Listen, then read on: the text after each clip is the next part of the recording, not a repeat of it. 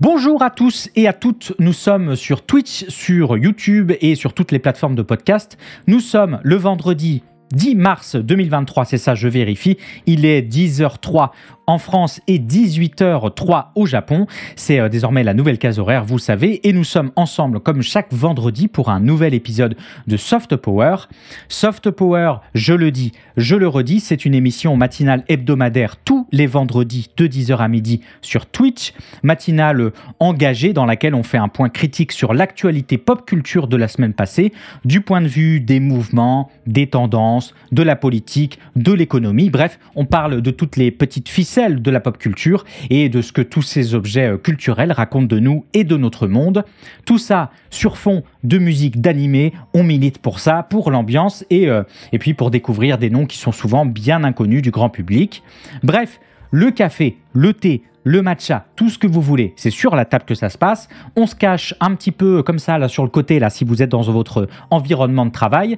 On se prépare pour cette nouvelle matinale. Alors cette semaine, on va parler de quoi? Cette semaine, on va pas mal voyager les gens. On va voyager au Japon pour parler collecte de données avec Pokémon Sleep et on va voyager aussi un petit peu. On va rester au Japon pour parler succès des plateformes de streaming musical au pays du soleil déjà ma foi bien levé. Et on va aller aux États-Unis pour une interview de notre père à tous, Keanu Reeves, bien évidemment au sujet des cascadeurs dans le milieu du cinéma. On va voyager en Corée du Sud pour parler de la situation des webtoons. On va partir vers l'Angleterre pour parler Eurovision. Oui, parce que pourquoi pas. Mais tout d'abord, comme la semaine dernière, on avait commencé avec le truc le plus moche de la semaine, avec la bande-annonce des Chevaliers du Zodiaque, l'adaptation live-action du manga. Le trauma est encore là, évidemment. Cette semaine, on va commencer par le truc le plus cool de la semaine.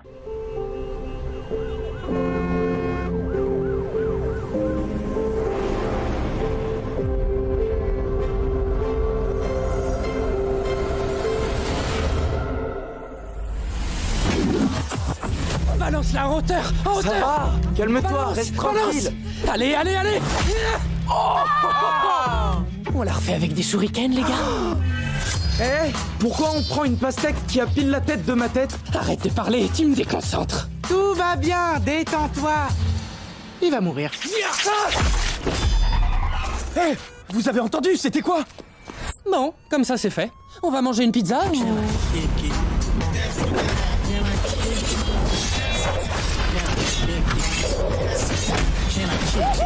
Sérieux, c'est quoi ces machins? Ah, on dirait une bande de mini-Shrek. On se prépare pour ça depuis qu'on est né. C'est pas vrai. Je crois que je vais me sentir mal. Léo, qu'est-ce qui s'est passé? Denis, sors ce truc dans la cuisse.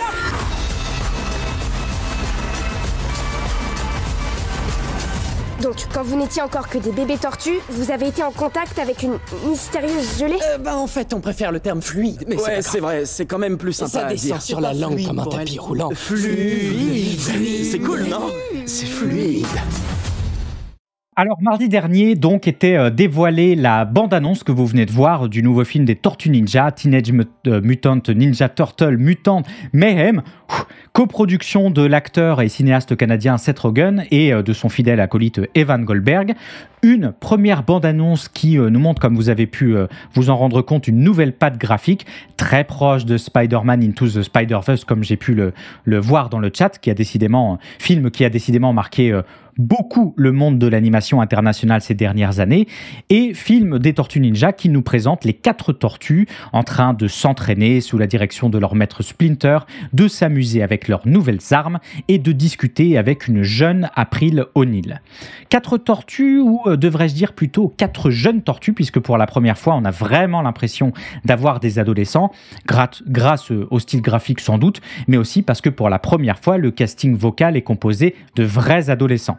Casting vocal, par ailleurs, 18 étoiles, privilégiant pas mal le Star Talent évidemment, puisqu'on retrouve Paul Rudd dans le rôle de Mondo Gecko, John Cena pour Rocksteady, Giancarlo Esposito qui est absolument partout pour Baxter Stockman, Jackie Chan, pourquoi pas carrément pour Splinter, et Rogen lui-même pour Bebop. Et surtout, comme je vous l'ai dit, des vrais adolescents pour les Tortues, puisque Mika Abe, Shamon Brown Jr., Nicolas Canto et Brady Noon joueront respectivement Donatello, Michelangelo, Leonardo et Raphaël. Alors, on n'a pas encore trop d'informations sur le synopsis, mais le film devrait, un peu comme à chaque fois, se concentrer sur les tortues en quête d'acceptation d'un monde qui les considère comme des étrangers. On connaît. On peut avoir l'impression que la licence Tortue Ninja, est exploitée en permanence depuis ces dernières années, en tout cas ces quelques dernières années, et c'est en bien des aspects le cas, mais en réalité, Mutant Mayhem est seulement le deuxième long métrage d'animation tiré de l'univers des Tortues Ninja depuis 1990. Le film est cofinancé par Nickelodeon, et on peut noter que le travail d'animation a été réalisé en bonne partie par la branche montréalaise du studio français Microsimage qui s'est inspiré apparemment beaucoup des sketchs que le réalisateur du film, parce que oui, il y en a un, on finit par l'oublier, Jeff Rowe avait dessiné. Bref, une bande-annonce très sympa, mais qui arrive en réalité un peu tard pour un film qui sera projeté dans les salles en août 2023 et qui survient à un moment où la franchise Tortue Ninja connaît des moments un petit peu difficiles. Tout d'abord, l'échec du film de 2016, Ninja Turtle 2, Out of the Shadow de Dave Green, qui avait rapporté que 245 millions de dollars pour un budget original de 135 millions, ce qui est très loin d'être suffisant pour ce genre de production, et qui avait été flingué en grande partie à juste titre par la critique de l'époque et par les spectateurs qui ne s'y étaient pas tout à fait trompés non plus.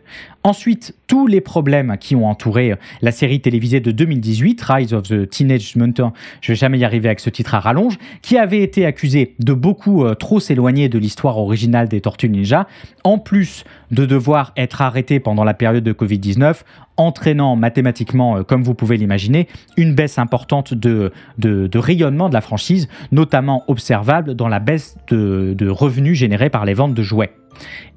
Et puis, il faut aussi le souligner, des conflits à répétition avec Kevin Eastman, l'un des créateurs originaux, et Nickelodeon, qui détient actuellement les droits de la franchise, Nickelodeon étant accusé de ne pas donner suffisamment de crédit à Eastman pour son travail original sur les Tortues Ninja. C'est donc dans ce cadre un petit peu compliqué que le film Mutant Mayhem a été dévoilé un peu tard, je le rappelle, pour une période d'août, dans un été 2023 déjà bondé d'énormes franchises, sachant que ça fait déjà quelques années que la licence Tortue Ninja n'est plus sur le devant de la scène vraiment grand public au cinéma, et on peut ajouter à ça que la bande dessinée ne cesse de voir ses ventes baisser depuis quelques années. Bref, autrement dit, les Tortues Ninja ne sont plus pour l'instant la licence phare qu'elles ont été dans les années 80-90. Mutant Mayhem est donc à la fois le film censé relancer la franchise, d'où cet esprit très nostalgique des années 80 et cette narration axée sur les jeunes tortues comme vous avez pu le voir, et en même temps un produit dans lequel la société Paramount semble elle-même pas trop croire, un échec au box-office risquant de renvoyer les Tortues Ninja aux égouts pour une très longue période. Mutant Mayhem sera visible dans les salles françaises cette année, le 9 août 2023. Les gens, on continue, il est temps que je vous parle avec le cœur, que je vous parle avec l'amour qui m'anime et aussi un petit peu avec le portefeuille, je dois l'avouer. Non, on va pas parler de Matrix, je vous vois venir. D'ailleurs, je vois absolument pas de quoi vous parler. On va parler musique japonaise, on va parler marché, on va parler pognon, puisque c'est chose faite. Le Japon a gagné plus d'un demi-milliard de dollars de recettes grâce au streaming musical par abonnement l'année dernière. Un demi-milliard, c'est beaucoup d'argent, c'est beaucoup plus que ce qu'il y a sur le Patreon de cette émission, hein, abonnez-vous. Mais pour le Japon, en réalité, c'est pas tant que ça. Ce qu'il faut bien comprendre, c'est que si je vous en parle, c'est parce que le Japon a une place tout à fait particulière, tout à fait unique dans l'industrie musicale mondiale. D'abord parce qu'on le sait souvent peu, hein, a fortiori quand des influenceurs passent leur vie à hurler que la Corée du Sud éteint le Japon.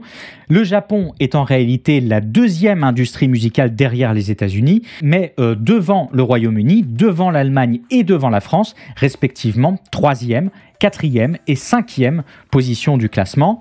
Et puis ensuite, parce que le Japon a une position unique dans le monde de la musique, du fait que les pays majeurs de la musique dont je viens de vous parler considèrent, eux, le streaming musical comme leur principal générateur de revenus, ce qui n'est pas le cas du Japon, pour lequel le format physique, en particulier le format CD, reste d'assez loin le format dominant sur les ventes. Vous pensiez que le CD, c'était fini, alors pas du tout ici, bien au contraire. À tempérer, bien sûr, à tempérer un petit peu, puisque le Japon doit reconnaître qu'avec ce demi-milliard de dollars, le streaming commence à contribuer pour une part importante au gâteau global des revenus du marché et représente d'ailleurs une croissance des revenus de 19%, ce qui n'est pas rien des services de musique payants comme Spotify et Apple Music.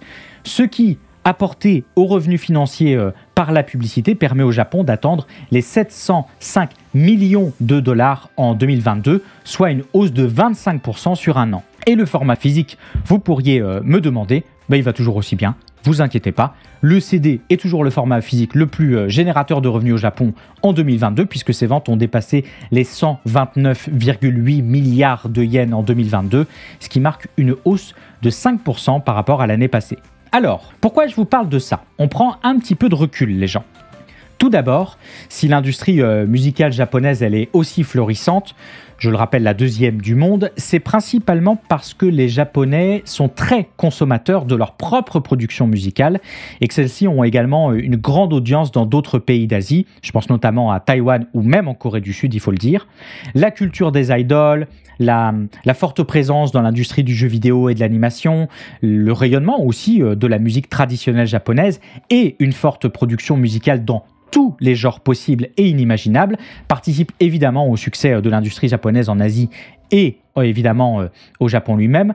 Japon où précisément les ventes physiques de musique ont toujours été très importantes dans l'histoire culturelle du pays, ce qui peut s'expliquer dans un premier temps et assez simplement par une certaine culture de consommation et d'achat d'objets physiques soutenue par une industrie de la vente au détail particulièrement développée avec un très très très grand nombre de boutiques spécialisées qui sont absolument au sein des grandes villes. Je vous emmène, il y en a absolument partout. Et ça peut aussi s'expliquer, je le disais, par la popularité des idoles qui poussent les fans à acheter tout un tas de versions, d'éditions d'un même single ou d'un même album. Mais de mon point de vue, c'est surtout une politique tout à fait particulière menée par le Japon dans ce sens qui peut le mieux, je crois, nous aider à comprendre cette prédominance du marché physique sur le marché du streaming, puisque le pays a développé au fil des années une réglementation assez stricte, voire même très stricte en ce qui concerne les licences musicales et les droits d'auteur. Résultat le plus visible, on trouve pas tout sur les services de streaming. On trouve pas tout. En tout cas, on trouve que ce que le gouvernement accepte, ce que l'administration japonaise accepte via sa législation de laisser passer. Et j'en parle en connaissance de cause avec la playlist de musique d'animé que vous pouvez entendre pendant les matinales. J'ai bien galéré pour vous faire une playlist digne de ce nom. Bref, une politique japonaise qui rend de fait l'achat de CD tout de suite beaucoup plus attrayante par rapport au marché du streaming. Et même si le marché du streaming est effectivement, on peut le voir avec les chiffres de 2022, en train de se développer fortement au Japon, il est encore relativement récent comparé à d'autres pays.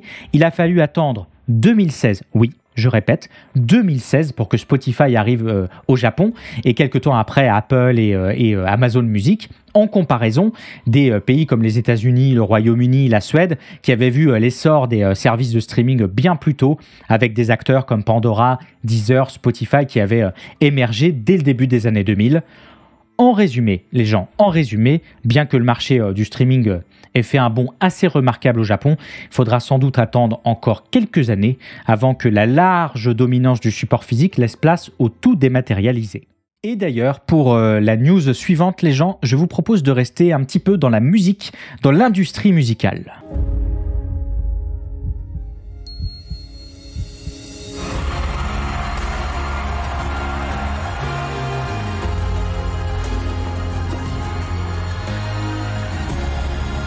Alors on va parler de cet événement qu'on attend absolument tous et toutes avec impatience puisque c'est bientôt l'Eurovision. Quoi ? Ça vous intéresse pas ? Alors pour ceux qui auraient jamais vécu l'Eurovision, l'événement avec des amis et des pop-corns bien salés, ces fameux pop-corns dont je vous parlais tout à l'heure qui se salent petit à petit au fil de l'émission, l'Eurovision c'est ce grand concours annuel de musique qui rassemble des artistes de différents pays européens et parfois d'ailleurs, pour représenter leur nation avec une chanson en général originale et remporter le trophée et un petit peu de gloire au passage. Bref, l'Eurovision, c'est un peu comme un mariage un peu gênant entre musique, kitsch et politique, où chaque pays tente de prouver qu'il a la plus grosse chanson et où la tenue extravagante. Ça, c'est de l'eau de consolation. Alors que beaucoup d'amateurs de l'événement étaient dans les starting blocks pour acquérir le précieux sésame qui leur permettrait d'assister à l'événement, quelle ne fut pas leur surprise de découvrir un magnifique erreur de serveur interne 500 sur le site Ticketmaster avant d'apprendre 30 minutes plus tard que finalement tous les billets avaient déjà été vendus. Ni une ni deux, les fans se sont rapidement rendus sur Twitter pour signaler les problèmes qu'ils avaient rencontrés. Certains racontent avoir été placés dans une file d'attente virtuelle, puis avoir été expulsés en raison de leur inactivité. Bon, tandis que d'autres déclarent avoir reçu des messages d'erreur en essayant de passer les billets dans leur panier. Bon, Ticketmaster, la billetterie en ligne, elle, s'en défend en soulignant que seul un très petit nombre de fans, entendez tout à fait négligeable, avaient rencontré des problèmes pour accéder à la file d'attente du site. Bref, pas d'Eurovision pour eux. Vous pensez que la news allait s'arrêter là ? Mais vous connaissez pas l'émission, c'est pas tout à fait le cas, on va pas s'arrêter maintenant. En fait, le problème de l'Eurovision intervient alors que Ticketmaster est depuis des semaines sous la pression des régulateurs européens pour prouver qu'il fournit le meilleur service possible, après que des groupes de consommateurs ont attaqué ce qu'ils définissent comme un monopole. Parce que je vous ai pas tout dit, le truc c'est qu'en 2010, Ticketmaster avait fusionné avec Live Nation pour former Live Nation Ticketmaster et ainsi couvrir l'intégralité de la chaîne d'approvisionnement du divertissement en direct en s'occupant de la gestion des artistes, de la promotion des concerts, de la gestion des salles ou encore des billetteries principales et secondaires. Problème, Live Nation Ticketmaster couvre désormais 70% du marché.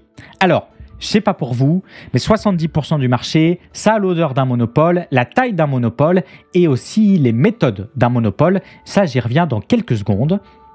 En fait, ce qui s'est passé avec l'Eurovision cette semaine, c'était déjà passé avec ce que les médias avaient nommé en fin d'année dernière le Swiftgate, lorsqu'une ruée pour la nouvelle tournée Era de Taylor Swift avait provoqué l'effondrement du site Ticketmaster, laissant de nombreux fans sur le carreau et sous pression d'ailleurs de beaucoup d'entre eux, le site avait dû faire ses excuses publiques. Alors, on reproche quoi, les gens, exactement, à Ticketmaster ? D'être un monopole, déjà, mais on lui reproche surtout son service désastreux, des frais supplémentaires et de traitement, des frais supplémentaires d'établissement, de traitement de la commode, de la commande un petit peu incompréhensible, des frais qui apparaissent énormément en fin de commande. Vous prenez votre billet, vous le mettez dans votre panier, vous achetez et hop, les prix ont augmenté mystérieusement. Et puis on leur reproche beaucoup une tarification dynamique en fonction de la demande qui fait, vous l'imaginez bien, le bonheur de tous les scalpers et de tous les bots qui passent dans le coin. Tarification dynamique, qui a trouvé des exemples assez spectaculaires récemment pour Arctic Monkeys, pour Stromae, pour Rage Against the Machine ou encore Depeche Mode, qui ont été sous les projecteurs. Pour Blink 182, par exemple, les billets de revente pouvaient aller jusqu'à 13 000 $. Alors Blink, c'est très bien, mais quand même. Et les billets réguliers, eux, allaient carrément à 1 000 $. Bah oui, pourquoi pas. Ce qui est toujours 4 000 $ de moins que les billets pour aller voir Bruce Springsteen, que j'arriverai pas à prononcer, donc je laisse tomber, ce qui fait pas mal d'argent. Mais Ticketmaster, c'est aussi des pratiques un petit peu douteuses et profondément anticoncurrentielles. Si vous ne passez pas par eux, c'est au tour des équipes de Live Nation de vous mettre des bâtons dans les roues, voire même de vous mettre sur liste noire. Ça, c'est le Barclays Center de Brooklyn qui en a fait les frais et qui avait révélé en fin d'année dernière qu'il avait reçu mystérieusement moins de propositions de Live Nation après avoir choisi Seatgate, un concurrent de Ticketmaster, pour vendre ses billets. Après l'affaire Taylor Swift, Ticketmaster s'était défendu de tout monopole en soulignant qu'ils ont un peu de concurrence quand même sur le marché secondaire des billets, il ne faut pas déconner, c'est-à-dire le plus souvent sur la revente entre particuliers, mais ça n'a vraisemblablement pas suffi à convaincre les politiques américains, tu m'étonnes, puisque l'entreprise a dû passer une première fois en janvier dernier devant le comité judiciaire du Sénat américain. Les procédures de comparution sont encore en cours et certains analystes envisagent même la possibilité qu'il soit mis fin de manière un petit peu spectaculaire au monopole, carrément, l'incident de l'Eurovision rajoutant une pièce à la machine, affaire à suivre en tout cas de ce côté-là. L'Eurovision, justement, l'événement aura lieu donc le 13 mai prochain pour une année un petit peu symbolique puisque l'Ukraine, qui avait remporté le concours l'année dernière et qui devait donc l'organiser cette année comme c'est le cas traditionnellement pour le vainqueur, sera remplacée par l'Angleterre qui agira par procuration pour le compte de l'Ukraine, proposant au passage de subventionner environ 3000 billets pour les réfugiés ukrainiens vivant au Royaume-Uni. Billets qui, cette fois, eux, ne devraient pas passer par Ticketmaster. Allez, changement radical de braquet, les gens, pour les news suivantes, puisqu'on va partir pour les 2 prochaines news dans le monde incroyable des réseaux sociaux.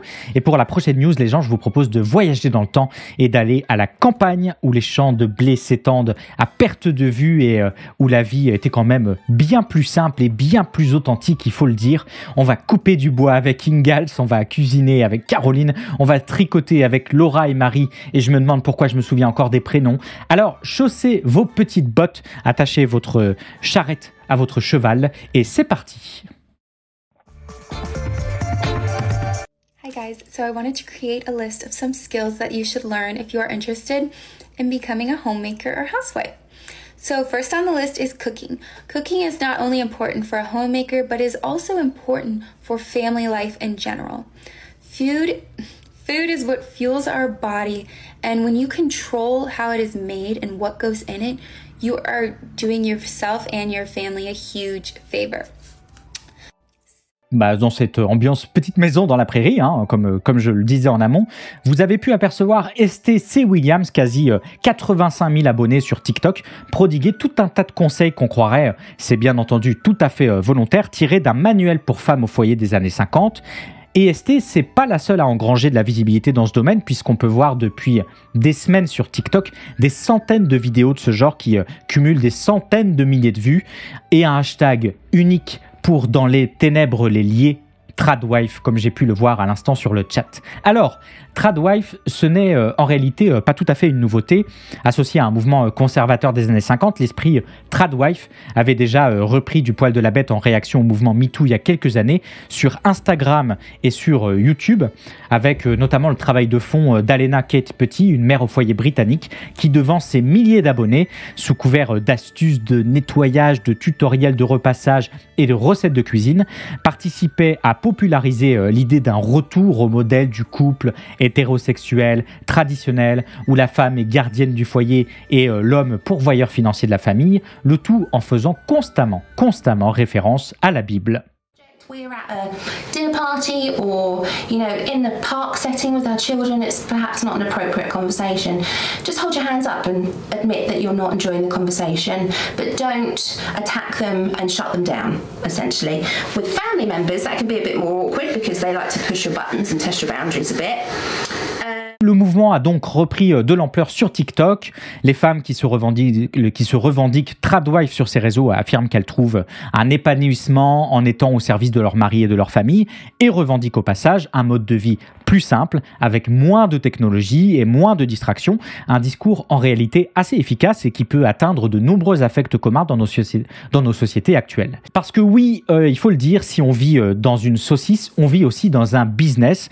Et ces influenceurs politiques qui ne disent pas leur nom tentent de ratisser le plus large possible en se connectant à d'autres mouvements et à d'autres hashtags susceptibles de se lier rapidement à cette imagerie de la publicité de la laitière, se lier bien sûr au mouvement Tradlife qui existe aussi, dont les membres mettent en avant des photos et des vidéos de familles traditionnelles et des moments de vie quotidienne qui ont l'air si bien, et ça depuis des mois, mais aussi, et je pense qu'on n'en parle pas assez, tous ces mouvements-là d'éducation à domicile, ces mouvements de vie à la campagne et d'autosuffisance, les mouvements prepping pour celles et ceux qui se préparent aux catastrophes et à l'effondrement de la société, les mouvements d'alimentation, les mouvements d'alimentation saine et biologique, et puis tous les mouvements d'éducation des enfants sans produits chimiques ou médicaments. Bref, tous ces mouvements qui peuvent se présenter pour certains de leurs membres comme des terreaux fertiles à la structuration d'un imaginaire conservateur et rétrograde.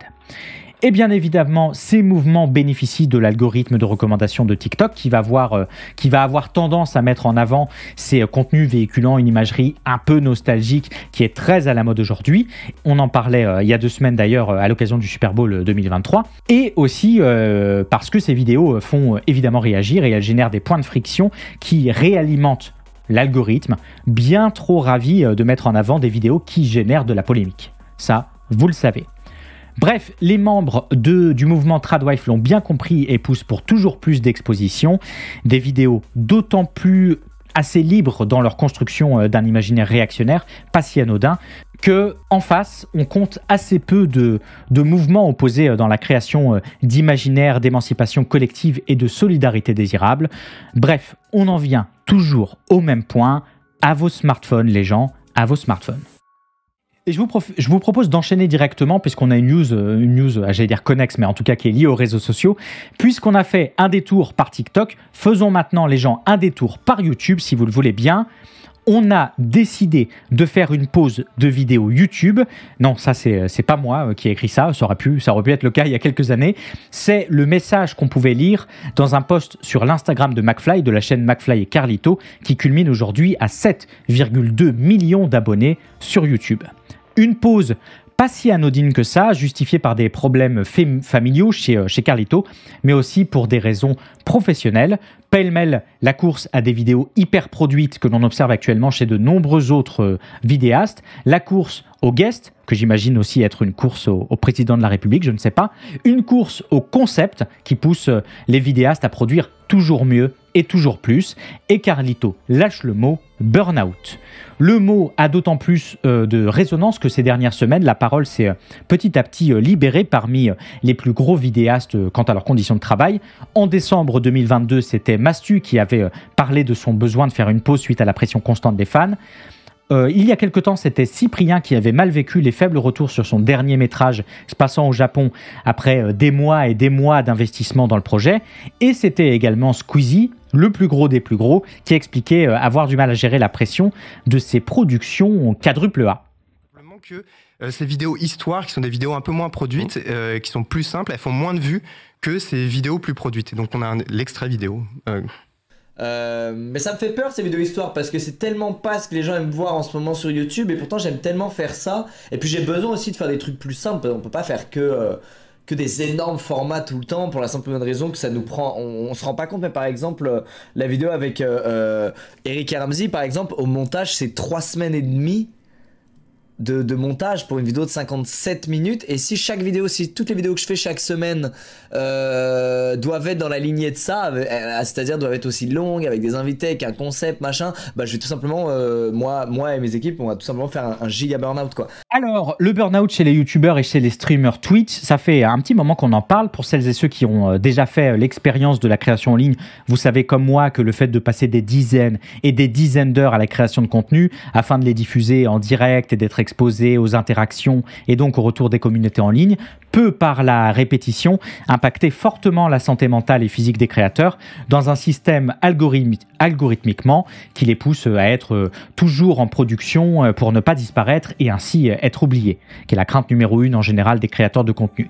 Et c'est souvent les plus gros vidéastes qu'on entend. PewDiePie et ses 111 millions d'abonnés avaient déclaré il y a quelque temps qu'il avait atteint un point de saturation après avoir créé des vidéos quotidiennes pendant plusieurs années, ce qui avait entraîné une perte de motivation et d'inspiration pour créer du contenu et provoquer chez lui une forme de burn-out créatif. C'est aussi le cas de la youtubeuse Zoella qui en avait parlé, qui avait parlé notamment de ses problèmes de santé mentale liés au travail sur YouTube. Ou alors on peut penser au streamer Twitch avec Ninja et Shroud qui avaient déjà déclaré subir un stress intense et des pressions constantes pour maintenir leur audience et leur niveau de succès. Et c'est pas vraiment une surprise. En ayant un statut de travailleur indépendant, les créateurs de contenu se retrouvent à la merci des plateformes et de leurs structures qui bénéficient directement du contenu sans offrir en parallèle de production sociale ni de soutien financier direct. Ça, on le sait tous.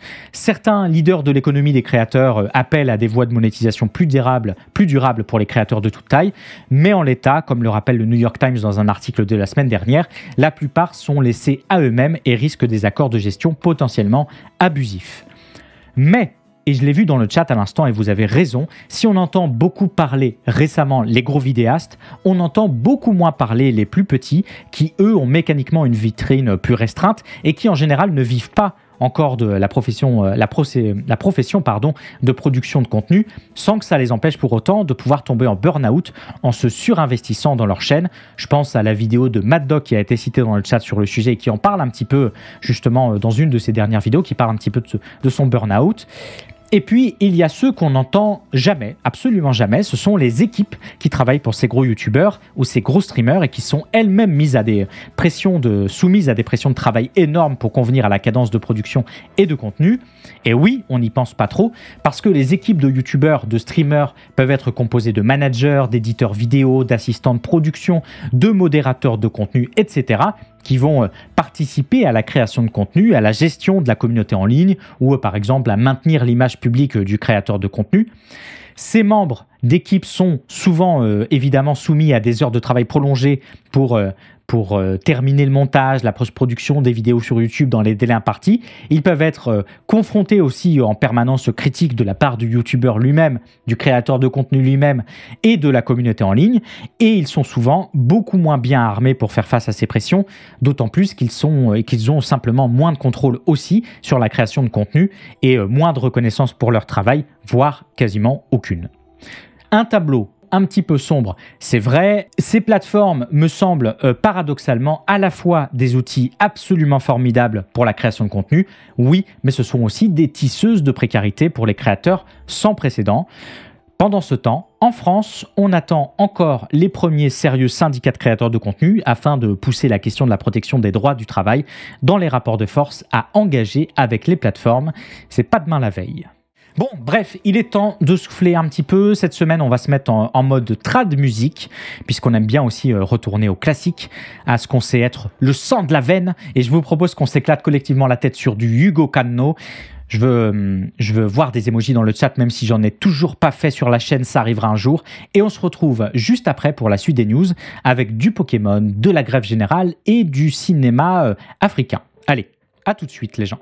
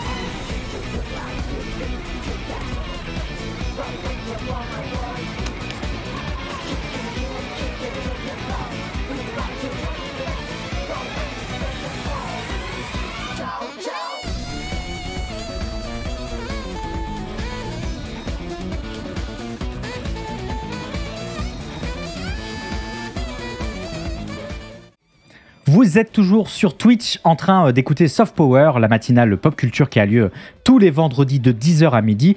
Vous pouvez soutenir l'émission en présentiel, comme le font beaucoup dans le chat en ce moment, en venant assister à celle-ci en live tous les vendredis et en followant la chaîne. Ça, c'est ce qui aide le plus. Merci infiniment à tous ceux qui ont follow d'ailleurs pendant ce live. Et vous pouvez également soutenir l'émission sur toutes les plateformes de rediffusion et de podcast et sur YouTube. Et sur YouTube désormais, sur la chaîne Lex Tutor VOD. VOD.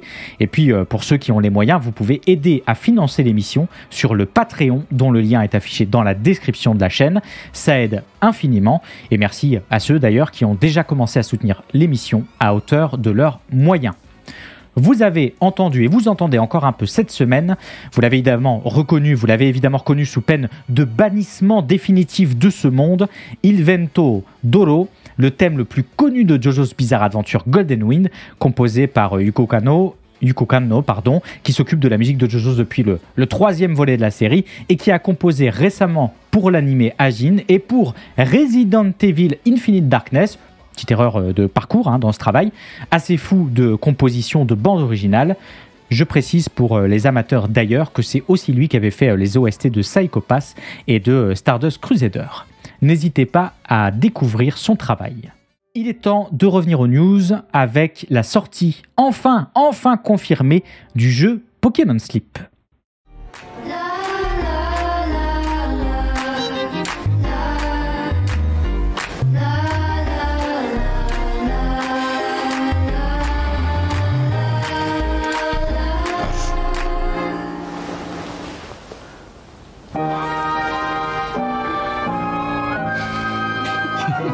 Good morning.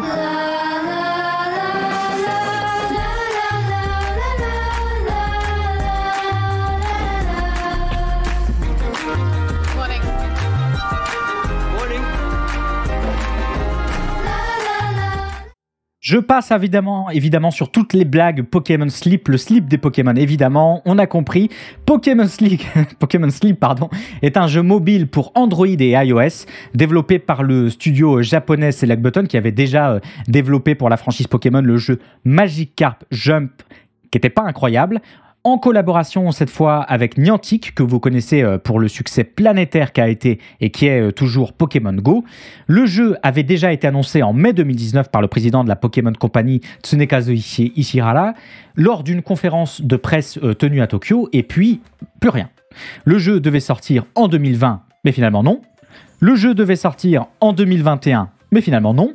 Et alors que tout le monde pensait le jeu annulé, voilà qu'en janvier de l'année dernière, un data minage du jeu Pokémon Go révélait une prise en charge de Pokémon Sleep, de quoi raviver un petit peu les passions chez les fans jusqu'à une annonce officielle. Et c'est chose faite comme vous avez pu le voir, puisque le 27 février dernier, Pokémon Sleep a été représenté lors d'un événement en ligne, un Pokémon Present avec cette fois une date de sortie officiellement fixée, en tout cas un horizon à l'été 2023, ainsi qu'une connectivité confirmée avec l'accessoire Pokémon Go+, un petit bracelet connecté qui permet en temps normal de recevoir des notifications de jeux et d'interagir avec l'application Pokémon Go sans avoir besoin de regarder son téléphone. Alors, Pokémon Sleep, les gens, qu'est-ce que c'est ? C'est un jeu mobile qui vise à encourager les utilisateurs à dormir plus et mieux, s'il vous plaît, oui, s'il vous plaît, en utilisant des capteurs de mouvement. Comment ça marche ? L'idée, c'est que vous allez déposer votre Pokémon Go à côté de votre coussin au moment où vous allez vous coucher et l'accéléromètre de l'accessoire va permettre au jeu Pokémon Sleep de suivre la durée de votre sommeil en fonction de vos mouvements pendant celui-ci, puis de communiquer les données récoltées à votre appareil via le Bluetooth pour que vous puissiez les utiliser en jeu dont on ne connaît pas encore le gameplay à proprement parler, mais on peut supposer qu'il s'agira de glaner des Pokémon comme ça avait été un petit peu le cas dans Pokémon Smile, qui scannait votre façon de vous brosser les dents et vous refilait des ronds doudous si votre brossage était efficace. De ce que laisse entendre Nintendo, Pokémon Sleep notera les joueurs en fonction de la durée de leur sommeil, en catégorisant les types de sommeil qu'ils ont, et des Pokémon avec des habitudes de sommeil similaires apparaîtront dans le jeu lorsque vous vous réveillerez le matin. Bon, c'est pas tout à fait la première fois que des jeux articulent leur gameplay autour du sommeil ou tentent de manière plus générale de gamifier le sommeil. Le jeu Sleeptown sur mobile était par exemple un exemple de jeu de construction de ville qui récompensait les joueurs pour leur régularité de sommeil. Les joueurs doivent se coucher et se lever à l'heure pour construire tous les bâtiments de leur ville. Mais Pokémon Sleep promet d'aller un petit peu plus loin dans l'influence sur votre sommeil, l'influence de votre sommeil sur les structures de jeu. Et puis, c'est la licence Pokémon. Donc, ça va se vendre par bourre-palette de 12, quoi. Et ça, c'est pas non plus la première fois. C'est pas la première fois que la Pokémon Company articule ses jeux autour de la collecte de vos données. Pokémon Pikachu, pour celles et ceux qui s'en souviennent, était une combinaison de comment je pourrais dire ça, de Tamagotchi et de podomètres qui récompensait le joueur avec des jolies interactions avec Pikachu. Pokémon Pikachu 2 qui se connectait cette fois à la Game Boy, je crois, pour vous offrir des récompenses avec Pokémon Or et Argent. Ça aurait été bien de vérifier avant ce live, bien évidemment. Le Pokémon Walker, lui, faisait la même chose, mais pour Heart Gold et Soul Silver. Et Pokémon Go, vous vous en souvenez, est devenu instantanément le succès monstrueux qu'on lui connaît, amenant beaucoup d'entre nous à aller joyeusement gambader sous le soleil pour aller capturer des léviathans dans la rivière à côté de chez soi. Vous-même, vous savez. Alors, bien sûr, puisque cette fois vos informations sont captées durant votre sommeil, c'est difficile de ne pas parler du Pokémon d'enfant dans le couloir, qu'est la question de la collecte des données. La question, elle est d'autant plus électrique, Pikachu, Pokémon électrique, que le grand marché du sommeil est aujourd'hui un terrain à explorer pour beaucoup d'entreprises très intéressées par le fait de savoir si vous dormez bien ou non, à commencer par les assurances santé. On a appris il y a quelques années que certaines compagnies d'assurance utilisaient ainsi les données des trackers d'activité comme le bracelet Fitbit, qui est très populaire ici au Japon, pour fixer le prix de votre assurance. Vous payez plus cher si votre sommeil est pourri, et sinon, s'il est sain, ça va, vous payer des tarifs normaux. En 2018, c'était même la division américaine de l'assureur Manulife qui avait annoncé qu'elle fournirait des trackers de fitness portables comme ça gratuitement aux clients en échange de primes derrière moins élevées. La gamification du sommeil. Incroyable. Officiellement, Nintendo nous dit que les données collectées seront anonymisées et qu'aucune d'entre elles ne sera utilisée à des fins publicitaires ou vendue à des tiers. On peut se sentir rassuré, ou alors on peut aussi être déjà habitué à ce genre de procédé. Tout dépend de la manière dont Nintendo interprète sa politique de confidentialité et les lois et réglementations locales en matière de confidentialité des données. On se souvient notamment que Facebook avait modifié sa politique de confidentialité pour permettre le partage des données avec WhatsApp malgré les promesses initiales de ne pas le faire. On se souvient que Google en avait fait de même avec YouTube et Google Maps pour combiner les données personnelles des différents services, où Uber avait carrément admis avoir partagé les données de voyages pourtant anonymisés avec des chercheurs et des tiers pour réaliser des études et des analyses approfondies pour son service Uber, son service de commande. Comme le souligne Paolo Pedercini, professeur associé à l'université Carnegie Mellon pour le magazine Vice dans une interview de la semaine dernière, la chambre à coucher est l'un des derniers espaces encore relativement épargnés par les technologies ludiques. Les habitudes de sommeil sont donc une prodigieuse source de données précieuses pour les spécialistes du marketing qui auront ainsi très envie de les monétiser. Est-ce que Pokémon Sleep vendra massivement vos données qui seront complétées par Pokémon Brosse à dents, par Pokémon Je prends ma tension et par Pokémon Papier toilette? Rien n'est moins sûr, on ne sait pas, mais on peut se rappeler, pour bien terminer cette news, que Niantic avait été assez critiqué en 2016 pour demander des autorisations d'accès aux caméras, aux contacts et aux demandes de localisation des utilisateurs de Pokémon Go avant de se rétracter ou de se faire rétracter suite aux pressions médiatiques. De manière générale, mettons un petit peu d'eau dans notre vin. Il ne faut pas oublier que les entreprises sont tenues en partie quand même de respecter les lois et réglementations en matière de confidentialité des données avec le règlement général sur la protection des données, le fameux RGPD de l'Union européenne, ou la loi sur la protection par exemple des renseignements personnels sur les documents électroniques du Canada. Mais quand même, vous savez comme moi que si vous avez joué à Pokémon Écarlate et Pokémon Violet, qu'il suffit à un certain moment de l'aventure, avec Coraidon ou Miraidon, de s'élancer d'une hauteur en appuyant sur B pour pouvoir planer au-dessus de la réglementation. Pokémon Sleep sortira cet été dans le monde entier et ce sera sur Android et sur iOS. Cette semaine, les gens, je vous propose qu'on parle aussi un peu de cinéma, puisque samedi dernier se terminait même la 28e édition du festival panafricain du cinéma, le FESPACO. Le FESPACO, assez peu relayé dans nos médias français, à part de temps à autre pour citer les gagnants, est l'un des plus grands, si ce n'est le plus grand festival de cinéma africain justement. Il a lieu tous les deux ans, c'est une biennale au Burkina Faso, pour favoriser la diffusion de nombreuses œuvres africaines. de permettre, il permet notamment aux professionnels de l'audiovisuel de se rencontrer, de contribuer à l'essor, au développement et à la sauvegarde du cinéma africain en tant que moyen d'expression, d'éducation et de conscientisation. Ça, c'est ce qui est écrit sur le site officiel que je suis en train de lire. Des ambitions politiques présentes dès le lancement du festival en 1969 et qui ont toujours été très claires. En quelques mots, décoloniser les écrans. Cette année, le long de l'avenue du siège du festival flottaient des drapeaux du Burkina Faso, mais aussi des drapeaux du Mali, pays invité d'honneur de cette édition.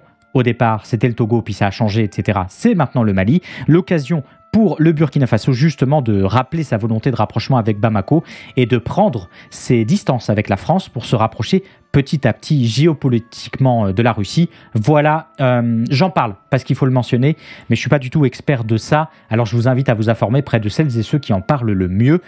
Et je vais revenir à l'édition de cette année et voir ce qu'elle nous raconte en termes de soft power.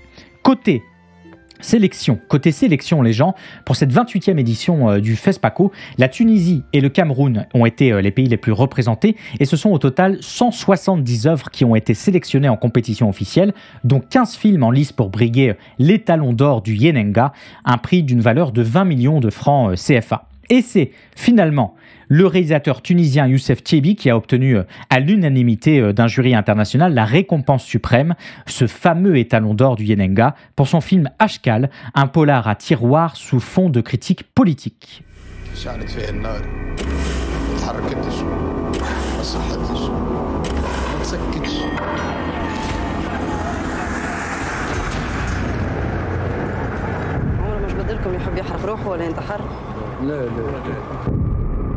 وعلاش غادي مش في الافينيو ولا قدام مقر الولايه ولا حتى قدام المركز السيد هذا كأنه سلم. Ashkal, voilà, bon, ça a l'air d'être littéralement le feu, qui avait déjà remporté l'Antigone d'or au Festival du cinéma méditerranéen de Montpellier l'année dernière et qui devance au FESPACO 2 femmes, la burkinabé Apolline Traoré pour son film Sira qui repart avec l'étalon d'argent et la Kenyane Angela Wamai pour son film Shimoni, récompensée donc de l'étalon de bronze. Apolline Traoré comme Angela Wamai, qu'on imaginait mal pourtant ne pas remporter l'étalon d'or pour l'une comme pour l'autre, mais ça n'a pas été le cas, ce qui aurait été une première depuis la création du festival. Une 28e édition du festival qui s'est déroulée dans un contexte un peu particulier, marqué par une importante crise communautaire et de cohésion sociale, par l'arrivée au pouvoir du capitaine Traoré et la multiplication des attaques djihadistes dans le pays. Et seulement 2 semaines d'ailleurs après qu'une embuscade tendue entre Déhou et Orsi ait coûté la vie à pas moins de 51 militaires burkinabés. Mais le FESPACO, à côté de ça, ce n'est pas qu'une fête du cinéma, c'est aussi à la fois un événement, et c'est ce qui moi m'intéresse particulièrement, un événement de soft power burkinabé et de soft power africain. De soft power burkinabé tout d'abord parce que l'événement met au centre de son organisation le Burkina Faso. C'est assez rare pour être souligné, mais le FESPACO, c'est un des derniers grands festivals de cinéma au monde à être encore un festival d'État, en ce qu'il est organisé par le gouvernement du Burkina Faso, qui le finance en grande partie et met à disposition des moyens logistiques et humains en nombre pour assurer son bon fonctionnement, ce qui permet d'attirer au Burkina Faso, évidemment, en son sein des cinéastes, des acteurs, des producteurs, des professionnels de toute l'Afrique, de se donner une place centrale parmi les cultures du continent, tout en montrant son hospitalité, son sens de l'accueil, vous connaissez un petit peu, et en offrant une expérience culturelle unique aux visiteurs, contribuant à renforcer l'image du Burkina Faso en tant que pays accueillant et ouvert sur le monde, capable d'organiser des événements de grande envergure. Il faut d'ailleurs souligner, je rajoute, que le FESPACO a notamment contribué à la création d'un écosystème cinématographique au Burkina Faso, avec l'émergence de nombreux talents locaux et la formation des professionnels dans le domaine du cinéma et de l'audiovisuel. Il a permis aussi de promouvoir le tourisme culturel en renforçant l'image du pays en tant que destination touristique.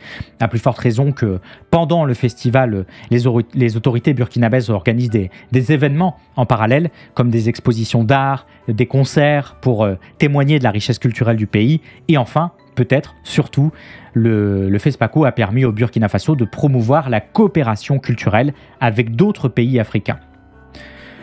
Mais le FESPACO, c'est aussi une question de soft power du continent africain. L'événement a contribué au fil des années à mettre en avant sur la scène internationale des thèmes et problématiques qui traversent l'Afrique à travers les questions de colonisation, de post-colonisation, d'identité, de corruption, de guerre civile et de migration des populations. On peut notamment mentionner tous les films et même l'œuvre en général de Ousmane Sembène qui ont contribué à la reconnaissance de l'industrie africaine sur la scène internationale. Je temporise, ceci étant cela un tout petit peu, en soulignant que le FESPACO a aussi des limites en termes de représentation des cultures africaines. Et l'une des plus grosses, à mon avis, à mon sens en tout cas, c'est que la langue officielle du festival, c'est le français, mettant instantanément de côté une majeure partie de la production cinématographique du Nigeria, la fameuse Nollywood dont on a déjà parlé, deuxième industrie cinématographique au monde derrière Bollywood, mais devant les Américains de chez Hollywood. Bref, le FESPACO a eu lieu et on peut regretter, comme chaque année, une faible couverture médiatique en France, qu'on comprend bien pour tout un tas de raisons, évidemment. Faible couverture médiatique qui contribue encore à une invisibilisation du travail des cinéastes africains en France, ainsi qu'à une moindre sensibilisation à la richesse et à la diversité des productions cinématographiques africaines. En tout cas, on va essayer de revenir dessus chaque année et je termine cette news avec un extrait de Sira d'Apolline Traoré qui a aussi l'air d'être une tuerie.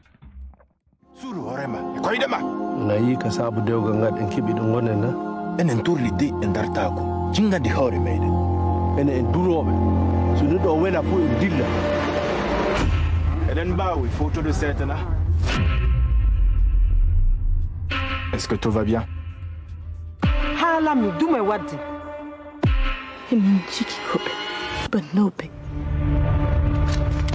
Et puisqu'on parle de films pour lesquels c'est le feu, je vous propose les gens de continuer à parler de feu puisque c'est la grève. Après avoir réuni avec succès plus de 3,5 millions de personnes selon la CGT et 4 personnes selon le gouvernement dans la rue ce mardi, l'intersyndicale qui mène des actions depuis plusieurs mois contre la réforme des retraites a diffusé un communiqué dans lequel elle invite à une nouvelle journée de mobilisation interprofessionnelle demain, le samedi 11 mars 2023. Et quoi de mieux pour continuer à mettre la pression sur le gouvernement et sa réforme des retraites que d'être rejoint, enfin, mieux vaut tard que jamais, par le milieu de la culture. Alors on est d'accord, il y a beaucoup de choses qui sont mieux que ça, à commencer par le retrait de la réforme elle-même, mais ne boudons pas notre plaisir de voir les rangs progressivement s'élargir au fil des semaines. Adèle Haenel, je pense que ça se prononce comme ça, Adèle Haenel, César de la meilleure actrice en 2015 pour son rôle dans Les Combattants, dont vous avez déjà entendu parler pour sa sortie remarquée pendant les Césars 2020 en protestation de la récompense donnée à Roman Polanski. Oui, on l'avait récompensé. Adèle Haenel avait déjà participé à dénoncer la réforme des retraites dans une tribune collective publiée chez Politis au début de cette année. Réforme alors présentée comme à compte à rebours de l'histoire sociale. Et puis, il y a quelques jours, Adèle a remis le couvert devant 350 étudiants lors d'une réunion publique organisée à l'Université Paris 8 le 20 février dernier, en appelant cette fois à la grève générale. Comme l'a dit Oumou, par rapport à tous les travailleurs qui occupent des métiers difficiles, c'est insupportable en fait, de base. Et c'est également une manière de mettre en concurrence la jeunesse avec les personnes plus âgées, de nous précariser encore plus sur le marché du travail, de rendre encore plus difficile l'accès au travail, etc. Et aujourd'hui, si le gouvernement commence à agiter le fait de dire que soi-disant cette réforme, elle est... Disons que moi, j'ai joué dans un film qui s'appelle Portrait d'une jeune fille en feu. Et aujourd'hui, moi j'ai envie de dire, vous pouvez mettre la misère aux capitalistes et aux bourgeois et faire le portrait de la jeunesse en feu. Voilà. Mais qu'est-ce que c'est? Mais c'est du miel pour mes oreilles. Mais du miel. Alors, une blague visuelle, évidemment, les podcasts vont adorer ça. Abonnez-vous, bien évidemment. Alors, comme vous avez pu le voir, un discours fédérateur, mobilisateur, prenant, un discours justifié, il me semble.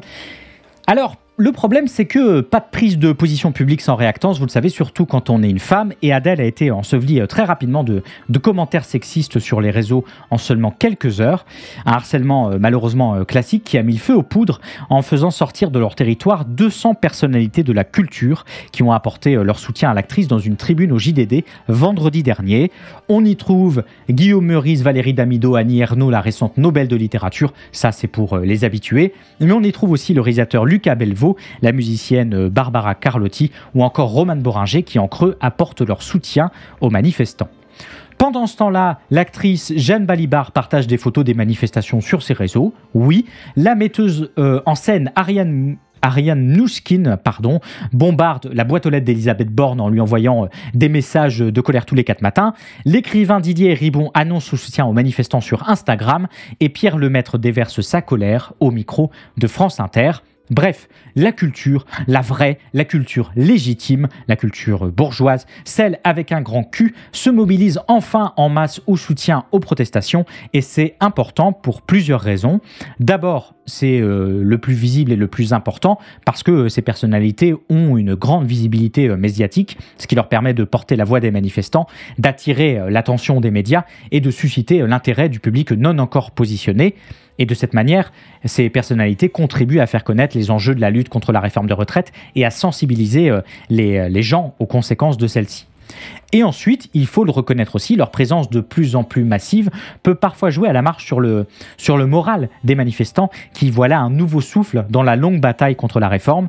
Et leur présence à ces personnalités peut aussi jouer un rôle tout à fait mobilisateur, il faut le dire, pour les fans de ces personnalités qui peuvent, par voie de conséquence, y avoir été sensibilisés à ces problématiques-là et rejoindre potentiellement la lutte en cours. La présence des gens de la culture française dans les manifestations, c'est assez classique en France. On se souvient pour les manifestations contre la loi travail de 2018 que de nombreux artistes avaient manifesté leur soutien aux travailleurs et aux syndicats. Parmi eux, on peut se souvenir de Costa Gavras, de Charlotte Gainsbourg, d'Emmanuel Béard, de Manu Chao, de Ken Loach.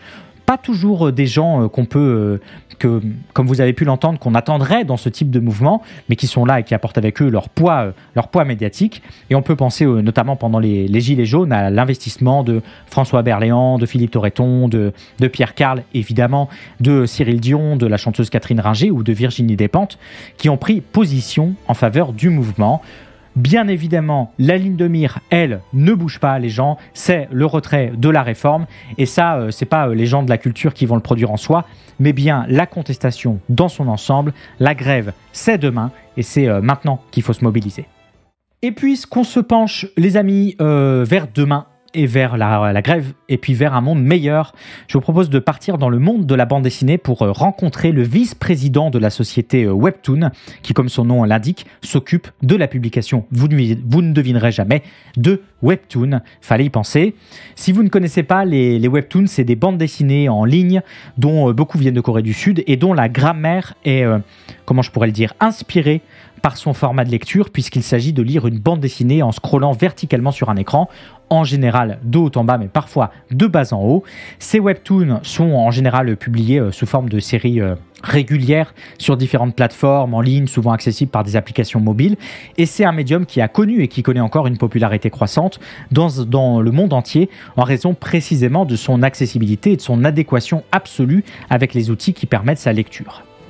Voyant l'énorme succès potentiel, beaucoup d'entreprises se sont lancées dans l'édition de Webtoon et la société Webtoon, auparavant Naver Webtoon, est de loin la plus importante en nombre de bandes dessinées publiées, mais aussi en transmédia puisqu'elle a rapidement étendu son impact sur le monde de la pop culture avec plusieurs séries, des adaptations d'animés, des adaptations en live action ou même récemment des jeux vidéo. Et c'est la rédactrice en chef du site Popverse, Tiffany Babb, qui s'est donné le rôle d'interviewer le vice-président de Webtoon, David Lee, pour qu'il nous parle de sa vision du futur du médium. vous sentez le truc arriver. David Lee, c'est pas n'importe qui puisqu'il est responsable du contenu chez Webtoon et c'est lui notamment qui est en charge de la recherche, du développement et de la diffusion de contenu sur la version américaine de la plateforme. Dans cette interview, il nous parle de l'objectif pour les prochaines années de développer la case transmédia afin de continuer à adapter le plus possible les Webtoons à différents médiums, au cinéma, aux séries télévisées, sur de plus grosses plateformes et on pense notamment aux ambitions de Netflix en ce qui concerne le marché asiatique. Et il projette aussi, évidemment, de générer plus de revenus en augmentant fortement la publicité, les achats in-app, les produits dérivés autour des œuvres qu'on peut retrouver sur les applications de la société, Webtoon. Voilà, c'est tout de suite beaucoup moins marrant, mais on s'y attendait. Du classique qu'on retrouve sur toutes les plateformes en ligne. Vous savez, il faut augmenter d'abord sa base d'abonnés et une fois qu'elle est suffisamment importante, la rentabiliser toujours plus. On connaît un petit peu le pattern. Moi, ce qui me titille un petit peu davantage dans cette interview, c'est quand la journaliste demande à David Lee pourquoi le programme Creator Rewards a été supprimé il y a quelques années. Le programme Creator Rewards, le programme en question, il permettait de rémunérer en partie les créateurs aux vues mensuelles de leurs œuvres et il a été remplacé par un programme de pourboire, bah oui, pourquoi pas, dirigé donc par le public afin de permettre aux créateurs de monétiser leur travail à l'avenir. En gros, maintenant, la plateforme ne vous verse quasiment plus rien du tout pour votre visibilité et dans l'interview, comme quand on demande à David Lee qu'est-ce qui se passe, celui-ci répond, je cite, notre objectif c'est de créer non pas... Alors il bégait pas comme ça dans son interview, mais je le fais quand même. C'est de créer non pas un, mais plusieurs modèles durables pour chaque type de créateur présent sur la plateforme. Nous, on cherche à créer différents modèles plus évolutifs et durables pour les créateurs, et blablabla, et blablabla. Ce qui ne veut strictement rien dire et qui d'ailleurs ne dit rien du tout. Et ça, c'est un problème, un très très gros problème. Vous avez bien compris que maintenant l'économie des webtoons, c'était grosso modo l'économie de YouTube et de Twitch, mais sans la publicité. Super. Et c'est d'autant plus un problème que récemment, un rapport sur la santé mentale et physique des créateurs de webtoons avait levé le voile sur leurs conditions de travail en mettant en avant des délais intenables et des salaires extrêmement bas. Le rapport parle notamment de quelques créateurs de contenu pour les webtoons qui ont fait beaucoup de bruit l'année dernière, à commencer par la fausse couche de la dessinatrice Roxana suite à une pression énorme de son éditeur pour la tenue de la date butoir de sa prochaine création qui avait créé un émoi dans les communautés d'amateurs de webtoons. Selon cette étude, c'est 28,7%, plus d'un quart des créateurs de webtoons qui souffriraient de dépression contre seulement une moyenne de 7% au niveau national, avec des moyennes de 10 heures de travail par jour et de 12 heures en période de crunch, ce qui arrive très souvent. 96,6%, soit la quasi-totalité des créateurs, déclarent un épuisement mental et physique dû au travail sur les webtoons. Et quand on sait que des sociétés comme Webtoon vantent chaque année des chiffres incroyables et publient, comme dans cette interview, un flux ininterrompu de nouvelles optimistes pour l'avenir du médium, j'ai beaucoup de mal à trouver le sourire devant les annonces de David Lee. Les gens, je vous propose qu'on aborde la dernière news de cette semaine, avant que j'aie une extinction de voix, oh là là. Bref, oui, comme je le vois dans le chat, vous avez raison, il y en a vraiment ras-le-bol du gavage de ces grosses boîtes sur Internet, c'est vrai, on a un petit peu l'habitude de ces grands écarts d'entrepreneurs qui donnent des coups d'épaule aux créateurs dès que les caméras sont éteintes, et puisque d'ailleurs on parle de coups d'épaule et de grands écarts, puisqu'on parle de cascadeurs de métier, les gens, il est temps de faire une seconde de silence. Notre père à tous et à toutes, Keanu Reeves, a pris la parole. And I think it is just becoming more glaringly obvious that we need a stunt performer category in those awards. That'd be lovely. What needs to change for that to happen? Honestly, like you know, I've been around. Pas de sous-titres pour cette vidéo, c'est sur le player d'IGN, les gens. Désolé. Il y a des images.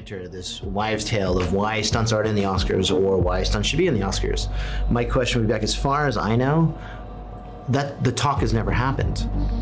Or stumpers ever walked up to the president. More people would need to say, hey, you need to do this. I mean, certainly it would be good to have in the Guild Awards, you know, I mean, the stunt people have their own awards ceremony, but to be a À l'occasion de la sortie de John Wick 4, vous le savez évidemment déjà, le meilleur film de l'année, ça c'est certain, Sir Keanu Reeves en a profité au micro d'IGN pour parler de la situation des cascadeurs dans le milieu du cinéma, comme vous pouvez l'avoir entendu en anglais à l'instant, et proposer la création d'un Oscar pour les cascadeurs.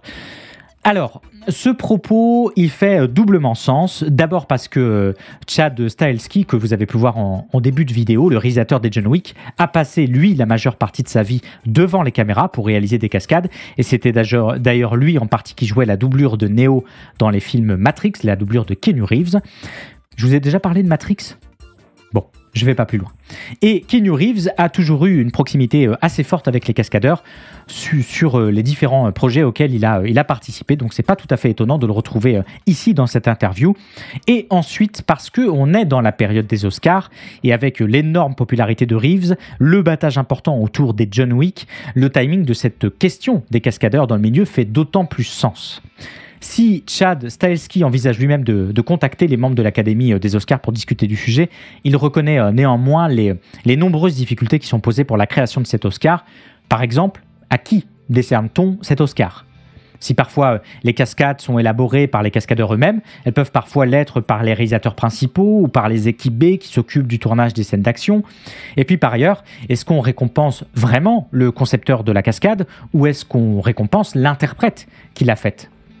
Et puis, il est aussi très difficile de déterminer des critères objectifs pour juger des cascades qui peuvent varier considérablement en termes de complexité, de danger, de coût aussi. La création d'un Oscar pour les cascadeurs, elle implique aussi bien évidemment de générer de l'attente autour d'un tel Oscar et donc d'intéresser le public autour de la question des cascadeurs. Bref, c'était une toute petite news, une petite intervention du père Keanu qui fait suite à la déclaration de la Screen Actors Guild de 2020 qui avait appelé elle aussi à la création d'un prix spécifique pour les Oscars, pointant du doigt l'absence de reconnaissance d'un métier pourtant essentiel du cinéma. Et puisque ça ne mange pas de pain, je rappelle que John Wick 4 sortira sur les écrans français le 22 mars prochain, puisqu'il a été avancé de 3 mois et il durera 2h49, je vais jamais m'en sortir. Bref, presque 3 heures avec le père Keanu Reeves. J'ai déjà pris mon billet. Allez, les gens, je vous propose comme chaque semaine qu'on termine l'émission avec une petite salve de recommandations de vidéos YouTube, de live Twitch, de podcasts, de livres, de tout ce que j'ai vu, lu, entendu cette semaine en lien avec la pop culture. Et si possible, on essaye de filer un coup de main aux petites mains, aux petits créateurs ou à chaînes pas trop connues, histoire de donner de la force au passage. Cette semaine, seulement 4 petites recommandations pour ce week-end. Et comme chaque semaine, je vais commencer par une chaîne qui ne correspond pas du tout, mais alors pas du tout, à ce que je viens de dire. Brève apparition de Marcel Zanini parmi le public du défunt club de jazz le Blue Note. Pendant la performance de son collègue Dexter Gordon sur scène, une apparition qui nous offre un point de vue assez rare, en l'occurrence la découverte de ce qui se passait sous le petit chapeau de Zanini, ce petit chapeau que l'on croyait pourtant inamovible. Une émission que vous connaissez déjà très probablement si vous êtes un petit peu intéressé par le cinéma, puisque la chaîne compte déjà 200 000 abonnés, qui, sous la forme d'un web magazine, va décortiquer le cinéma sous toutes ses coutures. Ça parle des génériques de Douglas Sirk, ça parle de l'acteur Paul Dano, ça parle encore des films qui citent Orson Welles. C'est évidemment CRT de qualité professionnelle, on est sur ce qui se fait de mieux en termes de production dans le genre. Et la vidéo que je voudrais vous partager et dont je vous ai pas montré d'extrait pour pas me faire flinguer tout de suite pour atteinte aux droits d'auteur, nous parle des rapports du groupe U2 au cinéma. Il y a 2 milliards de références, c'est très bien documenté, le montage est impeccable. Bon, cet épisode est chouette, je vous le recommande et je le mets instantanément sur le chat.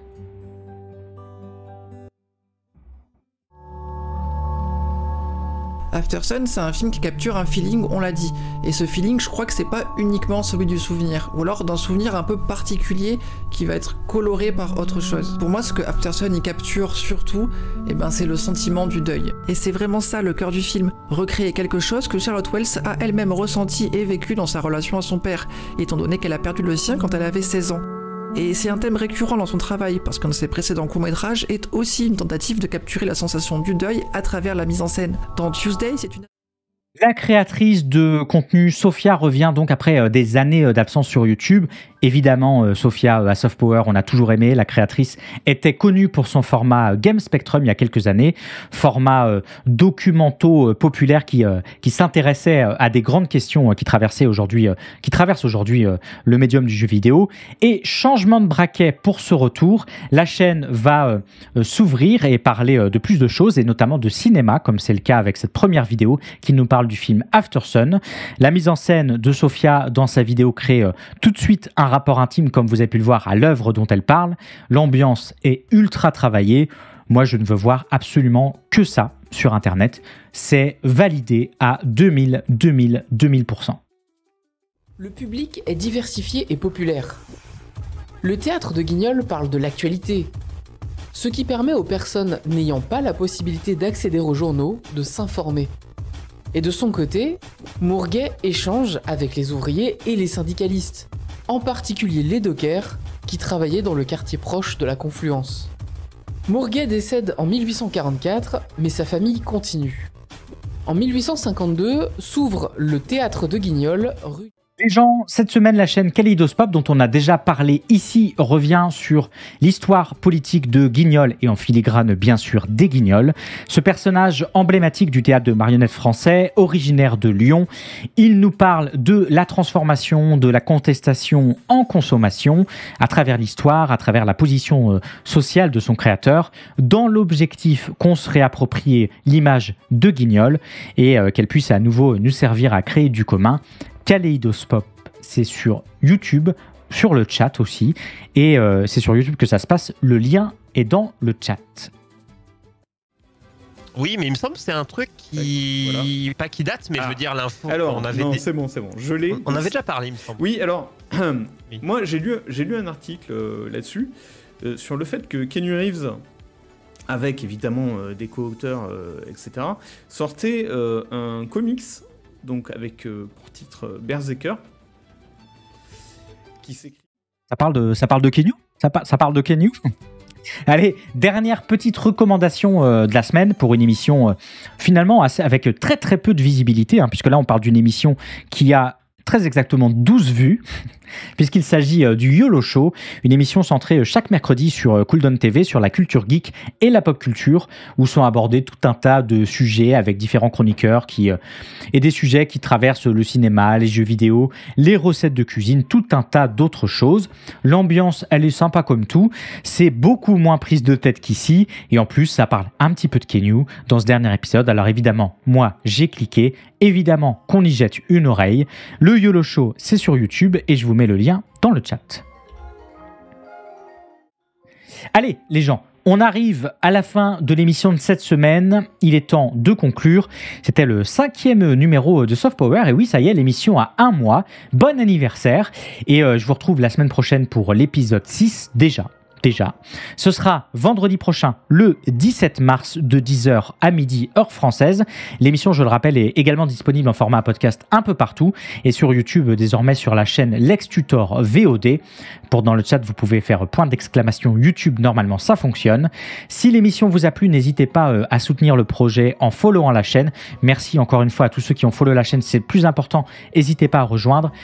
Et bien sûr, mettez des commentaires, des étoiles, des cloches, des pouces levés partout où vous le pouvez, sur les plateformes de podcast et sur YouTube.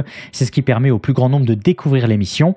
Et pour ceux qui ont les moyens financiers, le fameux 1%, vous pouvez rejoindre le Patreon, dont le lien est dans la description. Soutien financier qui me permettra de continuer à proposer des émissions chaque semaine sur Twitch le plus longtemps possible. Je vous remercie d'avoir été présent pour ce 5e épisode.